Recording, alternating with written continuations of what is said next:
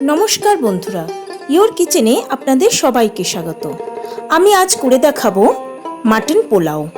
একদম এই রকম ঝরঝরে আর এরকম একটাও চাল না ভেঙে, দেখুন এই রকমই মাটন পোলাও আপনারাও বানিয়ে নিতে পারবেন। আমার ভিডিওতে থাকছে প্রচুর টিপস অ্যান্ড ট্রিক্স। সমস্তগুলো যদি আপনারা ফলো করেন তাহলে আপনারাও বানিয়ে নিতে পারবেন একদমই এই রকম ঝরঝরে মাটন পোলাও। যে কোনো বিশেষ দিনে আপনারাও এইভাবে মাটন পোলাও রান্না করে আপনার প্রিয়জনদের পরিবেশন করুন। আমি আজ মাটন পোলাও পরিবেশন করেছি মাটন কষার সঙ্গে। মাটন কষার রেসিপির ভিডিও আমার চ্যানেলে আপলোড করা আছে, ডেসক্রিপশন বক্সেও একটা লিঙ্ক আমি দিয়ে দেবো। তবে দেখে নেওয়া যাক আজকের recipe mutton pulao. Mutton pulao বানানোর জন্য আমি নিয়েছি 2 বাটি লম্বা দানা বাসমতি চাল। চালের মধ্যে যেন কোনো রকম ভাঙা চাল না থাকে, তাহলে পোলাও দলা পাকিয়ে যাবে। এবার চালটাকে খুব ভালো করে ধুয়ে পরিষ্কার করে নিতে হবে। এবার এটাকে জল দিয়ে অন্তত 1 ঘন্টা আমি ভিজিয়ে রেখে দেবো।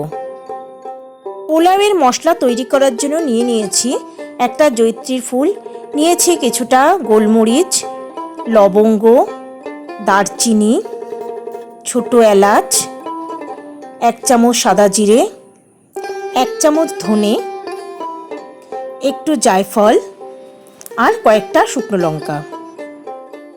এবার এই সমস্ত মশলাগুলোকে ড্রাই রোস্ট করে নেব, কিন্তু এর কালার যেন না চেঞ্জ হয়। এবার এই মশলাগুলোকে আমি মিক্সার গ্রাইন্ডারে একটা মিহি পাউডার তৈরি করে নেব। মাটন পোলাওয়ের জন্য মশলা আমি তৈরি করে নিয়েছি। আমি মাটনটাকে খুব ভালো করে ধুয়ে পরিষ্কার করে নিয়েছি। এবার এর মধ্যে দিয়ে দিলাম 1/2 চামচ নুন, কিছুটা হলুদ গুঁড়ো, দিলাম 1 চামচ কাশ্মীরি লঙ্কার গুঁড়ো, 1/2 চামচ লাল লঙ্কার গুঁড়ো, আদা বাটা আর দিলাম রসুন বাটা।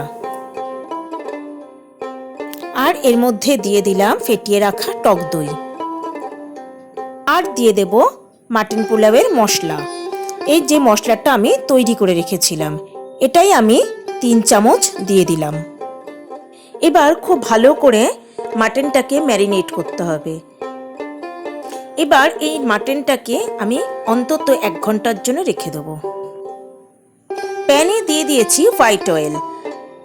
তেল গরম হতেই এর মধ্যে দিয়ে দিলাম কুচিয়ে রাখা পেঁয়াজ। মিডিয়াম ফ্লেমে পেঁয়াজটাকে খুব ভালো করে ভেজে নিতে হবে যতক্ষণ না এটা ব্রাউন কালার হয়ে যায়। পেঁয়াজ ভাজা বা বেরেস্তা তৈরি হয়ে গেছে। এবার এটা আমি প্যান থেকে তুলে নেব। এবার ওই তেলের মধ্যে দিয়ে দেব 2 চামচ ঘি।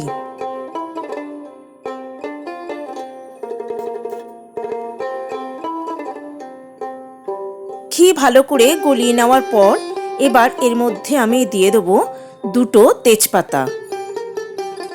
তেজপাতাটাকে একটু ভেজে নিয়ে এবার এর মধ্যে আমি দিয়ে দেব কুচিয়ে রাখা পেঁয়াজ। আমার সকল দর্শক বন্ধুর কাছে একান্ত অনুরোধ রইল আমার চ্যানেলটা সাবস্ক্রাইব করার। মিডিয়াম ফ্লেমে পেঁয়াজটাকে খুব ভালো করে ভেজে নিতে হবে। প্রায় মিনিট 2 ভেজে নেওয়ার পর এর মধ্যে আমি দিয়ে দিলাম ম্যারিনেট করে রাখা মাটনটা। খুব ভালো করে মাটনটাকে কষিয়ে নিতে হবে। খুব ভালো করে মাটনটা কষানো হয়ে গেছে, ওপর থেকে তেলও ভেসে উঠেছে।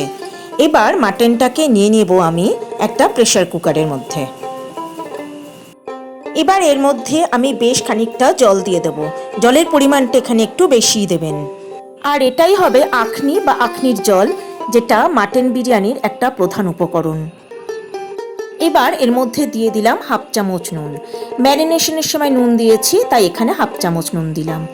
এবার মাটনটাকে 3টে সিটি দিয়ে আমি সেদ্ধ করে নেব। মাটন সিদ্ধ করার জন্য কটা সিটি বা হুইসেল লাগবে সেটা ডিপেন্ড করে মাটনের কোয়ালিটির ওপরে। মাটন খুব ভালোভাবেই সেদ্ধ হয়ে গেছে। নিয়েছি একটা বেশ বড় সাইজের ডেচকি। মাটনটাকে ঝোল বা আখনি থেকে তুলে এভাবে ডেচকির মধ্যে নিয়ে নিলাম। এবার যে বাটি মেপে চাল নিয়েছিলাম সেই বাটি মেপেই 3 বাটি আখনির জল প্রেসার কুকার থেকে এই মাটনের মধ্যে দিয়ে দেব। যেহেতু আমি 2 বাটি চাল নিয়েছিলাম, তাই এখানে 3 বাটি আখনির জল আমার প্রয়োজন হবে। যে বাটি মেপে আপনারা চাল নেবেন, ঠিক সেই বাটি মেপেই 1 বাটি চালের জন্য 1.5 বাটি জল দিতে হবে। যদি দেখেন আখনির জল পুরো মাপের হয়নি, তবে সেক্ষেত্রে একটু গরম জল ব্যবহার করতে পারবেন। এবার সব কিছুকে ফুটতে দিতে হবে। ফুটে উঠেছে, এবার এর মধ্যে আমি দিয়ে দেবো ভিজিয়ে রাখা চাল। ঝোল বা আখনি ভালো করে ফুটে ওঠার পরেই চাল দেবেন। এবার সব কিছুকে খুব ভালোভাবে মিশিয়ে দিয়ে মিডিয়াম ফ্লেমে এটাকে আমি ঢাকা দিয়ে অন্তত 5 থেকে 7 মিনিট রান্না করে নেব। 5-7 মিনিট পরে ঢাকনা খুলে দেখবেন জল পুরোই শুকিয়ে গেছে এবং শুধুমাত্র এরকম অল্প অল্প বাবলসের মতো দেখা যাচ্ছে। এবার গ্যাসের ফ্লেম আপনি বন্ধ করে দেবেন। চাল 80% মতো রান্না হয়েছে। এবার বাকি আমি দমে বসিয়ে রান্না করে নেব। এবার এর মধ্যে আমি দেব 1 চামচ কেওড়া ওয়াটার আর দেব 1/2 চামচ গোলাপ জল। যদি গোলাপ জল না থাকে তবে 2 চামচ কেওড়া ওয়াটারই দেবেন। এবার ওপর দিয়ে একটু ছড়িয়ে দিলাম সেই রোস্টেড মশলাটা যেটা আগে বানিয়ে রেখেছিলাম, আর দিয়ে দিলাম পেঁয়াজ ভাজা বা বেরেস্তা। ডেচকিটার চারদিকে আমি এভাবে আটা লাগিয়ে দিলাম, কারণ আমাকে এটাকে সিল করতে হবে।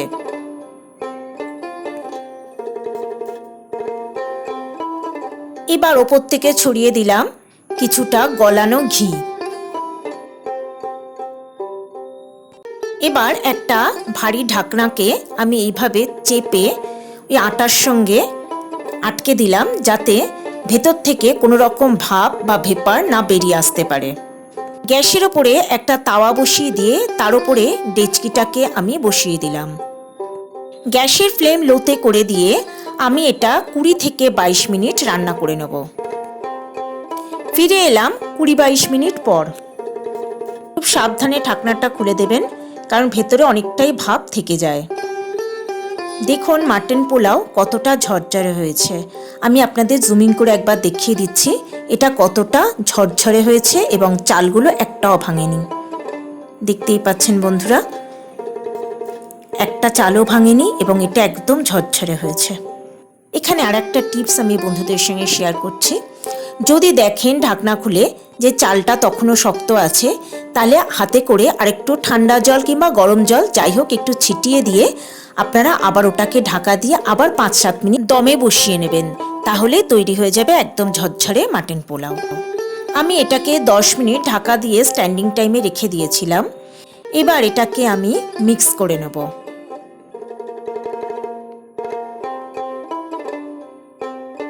মিক্স করার সময় স্প্যাটুলার একটা কোণাকে এইভাবে একদম ডেচকির গা দিয়ে একদম তলা পর্যন্ত নিয়ে যেতে হবে এবং তারপরে হালকা করে একটু বেন্ড করে এটাকে তুলে মিক্স করে নিতে হবে।